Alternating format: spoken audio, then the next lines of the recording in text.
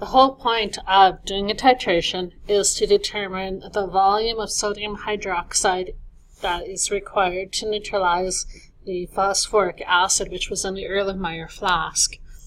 Now what you need to do is use stoichiometry from Physical Science 20 in order to calculate the concentration of the acid that you've been working with. In this case, the acid is the phosphoric acid. This formula is H3PO4. Now, anytime we want to do any kind of calculation work in chemistry, we always need to start off with balancing our chemical reaction.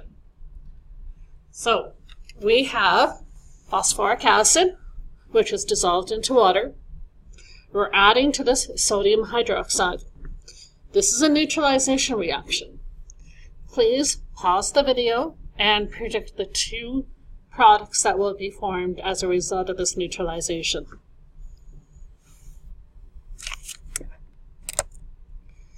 The two products that are formed as a result of this neutralization are water, this gets the liquid sign, and sodium phosphate. Now, sodium has a 1 positive charge, phosphate has a 3 negative charge.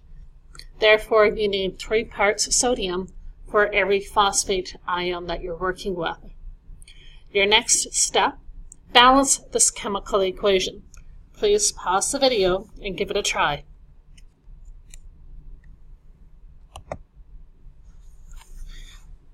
The correct balanced chemical equation for this is 1,3,3,1.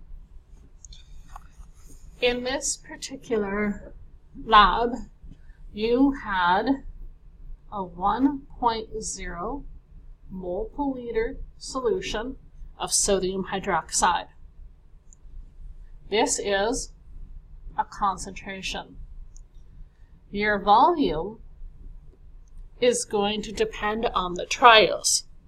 Each successful trial that you did gave you a particular volume of sodium hydroxide. You only use your good trials. If you had a trial that went really dark pink, you need to scratch that. You should have a minimum of 3 trials in order to do a titration calculation. You need to find out your average volume that you used. I'm assuming that you're using at least 3 volumes. You need to add those 3 volumes together and divide it by 3 in order to give you an average volume. Please note that when you do this, this is going to give you a volume in milliliters. You are going to need to change that into liters.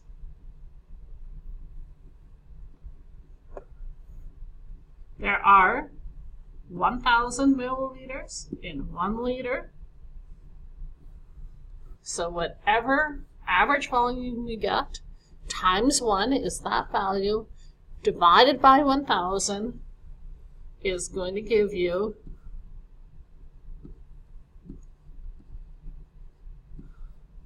your volume in liters.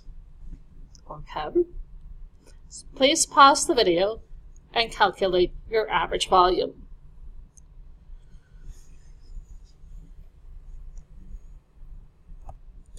The other piece of information that you need to know is how much phosphoric acid did you use for this particular titration.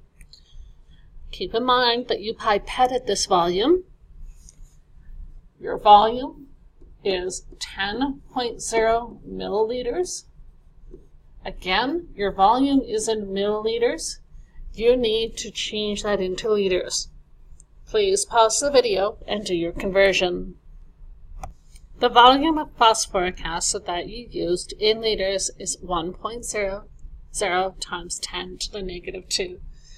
Make sure that you keep all 3 of your significant figures from the original volume in this calculation. Significant figures are going to matter.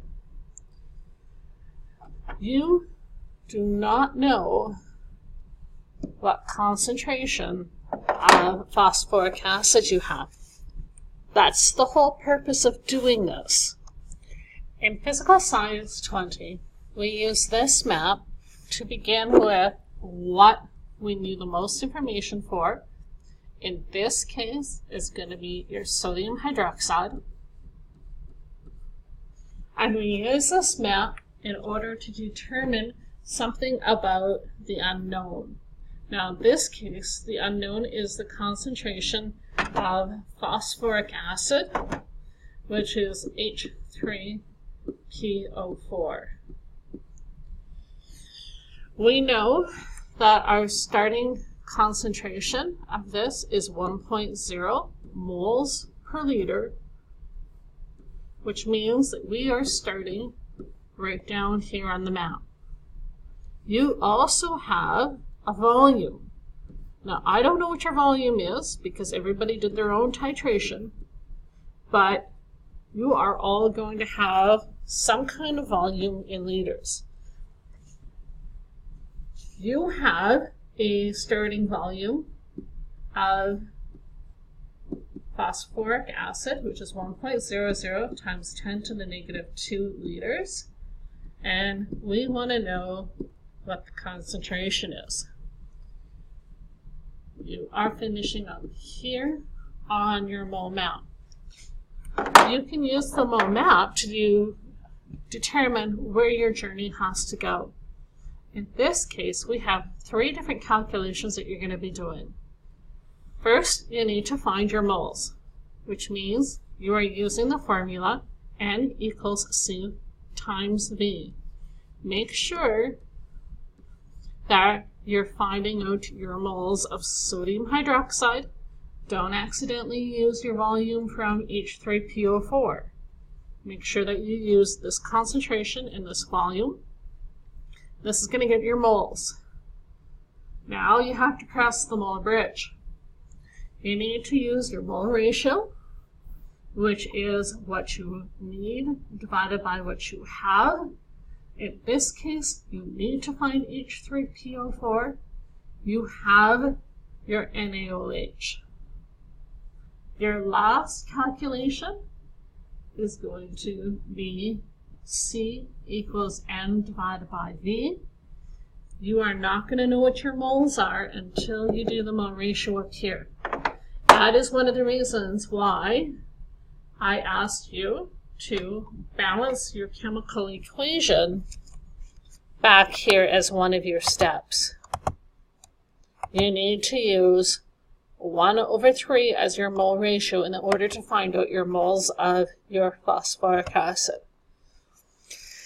Now, it's kind of hard for me to show you what this is going to look like because you all have different volumes of sodium hydroxide. So what I'm going to do is I'm going to use a volume of 20 milliliters of sodium hydroxide, and I'm going to show you how I work it out.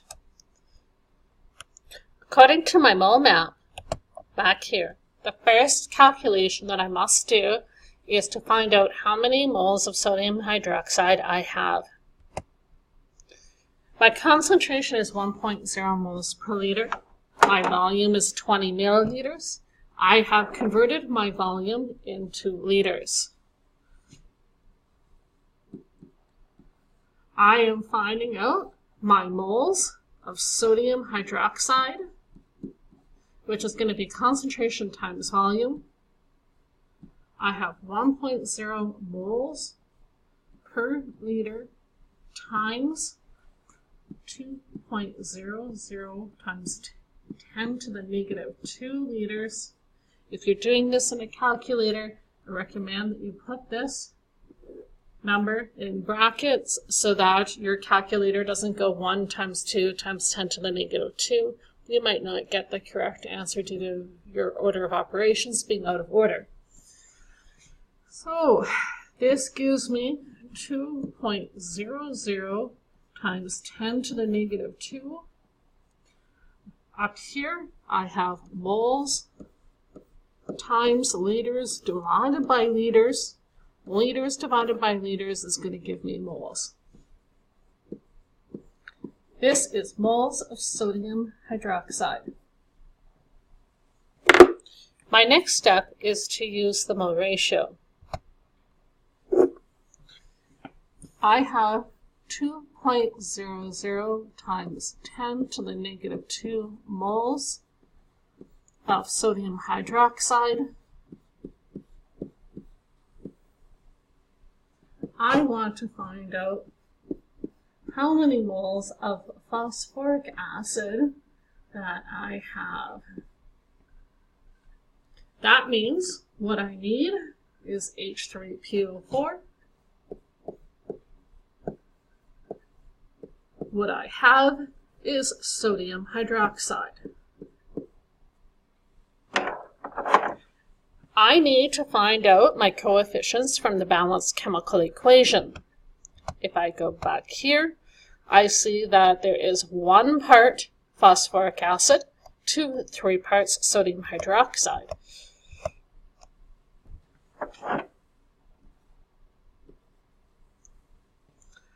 Therefore, 2.00 times 10 to the negative 2 times 1 is 2.00 times 10 to the negative 2.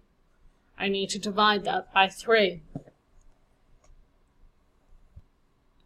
When I apply the ratio, I find out that I have 6.67 times 10 exponent negative 3 moles of phosphoric acid.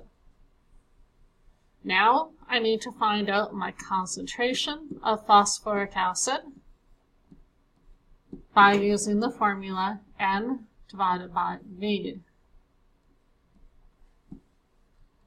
I know that I have 6.67 times 10 to the negative 3 moles of phosphoric acid, and my volume is 1.00 times 10 exponent negative 2 liters.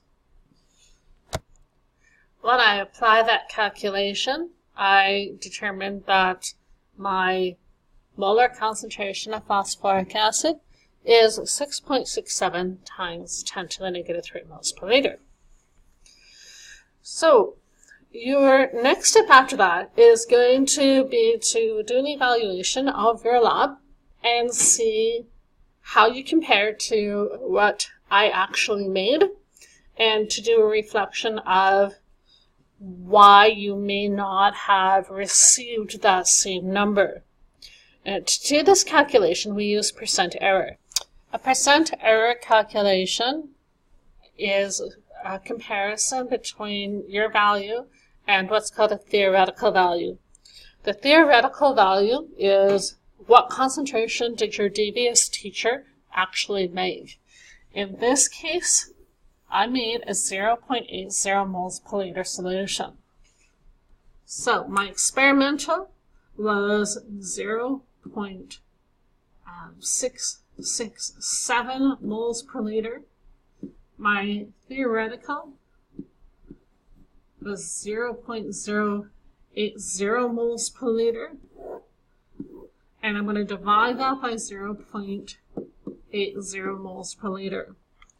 These straight brackets here are absolute value brackets, which means if you get a negative number in this calculation, you must change it to a positive value. My experimental value was 0.667. I subtract the theoretical value, 0.80, divide by 0.80, and then I multiply the whole thing because I want to express this as a percent. This gives me 16.7% error. In terms of how close is this to normal, I know that you're pretty finicky as a class in terms of how good you do your lab, but actually it's really hard to get bang on with the equipment that we have. So 16.7% is actually not too bad of a percent error. So usually if you get between 0 and 15%, that's pretty good. So don't be too upset with yourself if you don't get bang on. But what you need to do is think critically about your experimental method and what could influence things. So for example, if you have a higher concentration, that might be a pipetting error. You might have actually done the amount of acid, so instead of getting 10.00 milliliters, maybe you have more acid, and therefore you used more base to titrate that acid. So your pipetting technique is going to be really important. If you haven't flushed out your stuff, if you didn't shoot properly, and you have contamination, that is going to throw off your errors. Now, honestly, I really do not like people putting contamination as a source of experimental error, because that is an absolute choice. You choose whether or not you use dirty glassware, and if that's your choice, then sorry, you deserve the percent error you got. Other sources of error could be just trying to get that light pink color at the end. It's really hard to do, so if you're not getting the same intensity, you might see a lot of variation in sodium hydroxide volumes, and that can influence things as well. Think about other things that could have happened in your lab that you think might have influenced things, and you'll need to write 2 or 3 sentences at the end of your lab critiquing your percent error.